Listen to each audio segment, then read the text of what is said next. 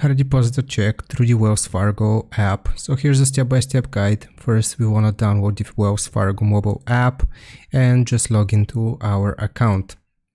The third step is selecting deposit. So on the main dashboard, you want to look for an option called deposit, or tap the menu, 3 horizontal lines, and select deposit checks. You will choose the account, so which account you want your check to go into, either checkings or savings. And you will take photos of the check. You want to tap front, take a photo of the front of the check. Then you will choose back and take a photo of the back of the check.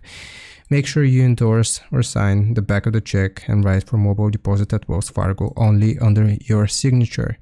Make sure the check is placed in a well-lit, flat surface that fits within the app's frame. Ensure the photos are clear and legible. Enter the check amount. You want to type the exact amount of the check, and then you will submit the deposit. Review all information and tap deposit to submit the check for processing. You will then receive confirmation. You will receive a confirmation message, and you may also receive an email confirmation. The last step is holding the check. It's a good idea to hold on to the physical check for at least 5 to 7 days or until the deposit is fully processed, just in case there are any issues. I hope this helps. Leave a like and sub, and I'll see you next time.